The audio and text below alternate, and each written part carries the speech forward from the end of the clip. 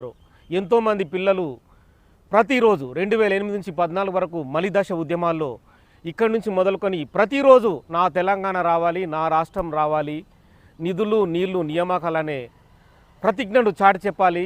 ఏదైతే తెలంగాణ పిల్లలు తరతరాల నుంచి కష్టాలకు గురవుతున్నారో ఆ కష్టాలు సమసిపోవాలని చెప్పి ఉద్యమాన్ని నడిపిన సందర్భం. అందశ్రీ పాత్ర చాలా గొప్పది. తెలంగాణ ఉద్యమాన్ని నడిపిన వ్యవహారంలో అందశ్రీ ఒక పాట ఉరువు తొలగించింది. తెలంగాణ రాష్ట్రాన్ని రావడానికి, తెలంగాణ రాష్ట్రం కళ సాకారం కావడానికి ఎంతో దోహదం చేసింది. ఆ పాట ఒక్కసారి మీరు మళ్ళీ ఆ గానాన్ని మీరు వినిపించండి. తెలంగాణ ప్రజల గుండెను చాటి చెప్పండి. బిగ్ టీవీ ప్రేక్షకులకు వినమ్ర నమస్కారాలతో. నాగేష్ నమస్కారము. నీకు కూడా 2008 కాదు తెలంగాణ ఉద్యమం పురుడు పోసుకున్నది. 94 నుంచే అది మొలకెత్తి 96 నుంచి విస్తరించడం మొదలైంది. 96 నుంచి మనకు భువనగిరి సభతోటి 97 నుంచి అది ఎంతెంత ప్రయాణం చేసిందో. మనకు ఎవరికైనా తెలంగాణ ఉద్యమం అంటే 2001 నుంచి సారు పార్టీ స్థాపించు నుంచి అనుకుంటారు, కాదు 1969 నుంచి మొదటి దశ ఉద్యమం. అట్లా అనుకుంటే సాయుధ తెలంగాణ 48 నుంచే మొదలవుతుంది. అలా తెలంగాణ ఉద్యమము ఇంతింత వటుడింత అన్నంత ఎత్తులకు ఎదిగి యావత్తు ప్రపంచం తలదిప్పి చూసేలా చేసిన ఒక మహోన్నత పోరాటాలలో లోకం కూడా ఇప్పుడు అవగతం కావాల్సిన విషయం ఏంటంటే, ఈ గడ్డ మీద ఎన్నో ఉద్యమాలు వచ్చినాయి, కానీ విజేత ఉద్యమాలు రాలేదు. కానీ విజేత ఉద్యమం అనేదాన్ని ఏది ఉంటే అది ఓన్లీ తెలంగాణ ఉద్యమమే. తెలంగాణ రాష్ట్ర సిద్ధి కోసం సాధించుకున్న ఉద్యమమే విజేత ఉద్యమంగా అదవుతుంది. ఇప్పుడు జయ జయ తెలంగాణ, జయ జయ తెలంగాణ జననీ జయకేతనం, ముక్కోటి గొంతుకలు ఒక్కటైన చేతనం, తరతరాల చరితగల తల్లి నీ రాజనం, 10 జిల్లల నీ పిల్లలు ప్రణమిల్లిన శుభతరుణం, జై తెలంగాణ జై జై తెలంగాణ అన్నం. చిన్న మార్పు ప్రజలు కూడా ఇప్పుడు వినాలి కదా. జయ జయ తెలంగాణ జననీ జయ కేతనం, ముక్కోటి గొంతుకలు ఒక్కటైన చేతనం, తరతరాల చరితగల తల్లి నీ రాజనం, పదపదాన నీ పిల్లలు ప్రణమిల్లిన శుభతరుణం, జై తెలంగాణ జై జై తెలంగాణ. పంపనకు జన్మనిచ్చి బద్దెనకు పద్యమిచ్చి భీమకవికి చనుబాల బీజాక్షరమైన తల్లి, ఆలుని గాథా సప్తశతికి ఆయువులూదిన నేల, బృహత్కథల తెలంగాణ కోటీలింగాల కోన, జై తెలంగాణ.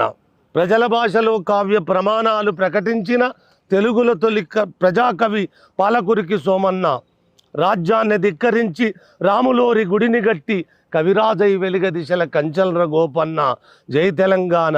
కాళిదాస కావ్యాలకు భాష్యాలను రాసినట్టి మల్లినాథ సూరి మా మెతుకు సీమ గన్నబిడ్డ, ధూళికట్ట నేలినట్టి బౌద్ధానిక బంధువతడు, దిగ్నాగుని గన్న నేల ధిక్కారమే జగన్మహక్కు, జై తెలంగాణ.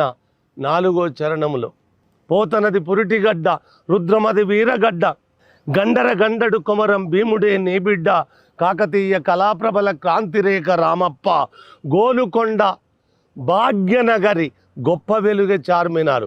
గోలుకొండ నవాబులా ఉండేది, గోలుకొండ భాగ్యనగరి గొప్ప వెలుగ చార్మినారు, జై తెలంగాణ. రాచకొండ ఏలుబడిగా రంజిల్లిన రేచల్ర, సర్వజ్ఞ సింగ భూపాలుని బంగారు భూమి, వాణి నా రాణి అంటూ నినదించిన కవికుల రవి, పిలల మర్రి పినవీర భద్రుడు మాలో రుద్రుడు, జై తెలంగాణ. సమ్మక్కలు సారక్కలు సర్వాయి పాపన్నలు సబ్బండ వర్ణాల సహసాలు కొనియాడుతూ ఊరూర పాటలైన మీరసాబు వీరగాథ, దండు నడిపే పాలమూరు పండుగోళ్ళ సాయన్న, జై తెలంగాణ. కవిగాయక వైతాళిక కలలా మంజీరాలు, డప్పుడమురుకము డక్కి శారద స్వరనాదాలు, పల్లవుల చిరుజల్లుల ప్రతిబుల్లము రంజిల్లగా అనునిత్యము నీ గానము, అమ్మ నీవే మా ప్రాణము, జై తెలంగాణ. జానపద జనజీవన జావలీలు జాలువార, జాతిని జాగృతపరిచే గీతాల జనజాతర, వేల కొలదిగా వీరులు నేలవరిగిపోతేనేమి, తరుగనిది నీ త్యాగం మరువనిది శ్రమయాగం, జై తెలంగాణ.